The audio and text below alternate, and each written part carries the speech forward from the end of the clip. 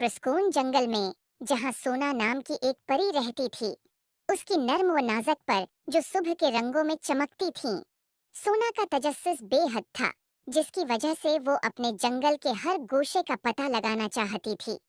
एक दिन जब वो जगनुओं की चमक का पीछा कर रही थी, उसने एक आबशार के पीछे छिपा हुआ एक गार देखा, जिसका दरवाजा पानी के पर्दे की वजह से छिपा हुआ था।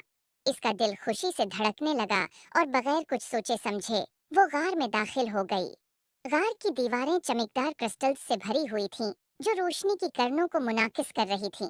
सोना एक चमकते हुए क्रिस्टल से दूसरे तक उड़ती रही और आगे बढ़ गई, यहाँ तक कि वो एक बड़ी गार में पहुंच गई, जहाँ बहुत से कीमती पत्थर और सोना था। गार के दरमियान में एक बड़ा क्रिस्टल था, जो उसने पहले कभी नहीं देखा था। ये एक गर्म, सुनहरी रोशनी बखेर रहा था और सोना को इसकी तरफ खींचने का एहसास हुआ। जब वो करीब पहुंची, इसकी तजस्सुस मजीद बढ़ी और उसने क्रिस्टल को छुआ ताकि उसे करीब से देख सके। अचानक जमीन कांपने लगी और पत्थर गिरने लगे। गार का दाखिली दरवाजा गायब हो गया और बाहर निकलने के रास्ते चट्टानों से बंद हो गए। सोना डर कर इधर उड़ने लगी, लेकिन तमाम रास्ते बंद थे। वो फंस चुकी थी। वो बहुत डर चुकी थी, लेकिन उसने अपनी माँ की बातें याद की। मुसीबत के वक्त अपने दिल को रहनुमा बनने दो और अंदर की रोशनी तुम्हें रास्ता दिखाएगी। गहरी सांस लेते हुए सोना ने अपनी आंखें बंद की और क्रिस्टल की सुनहरी रोशनी पर तौजा मरकूज की। जब उसने तौजा दी तो उसके अंदर एक जादू महसूस होने लगा।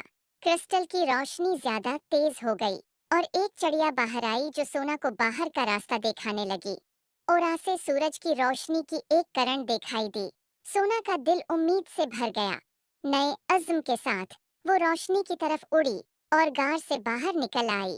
ताजा हवा को गहरे सांस में लेते हुए सोना ने गार के दरवाजे की तरफ देखा, जो अब अपनी असल शक्ल में वापस आ चुका था, आबशार के पीछे छिपा हुआ था।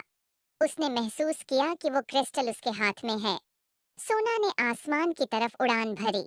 वो बहुत खुश थी। उम्मीद है आपको स्टोरी पसंद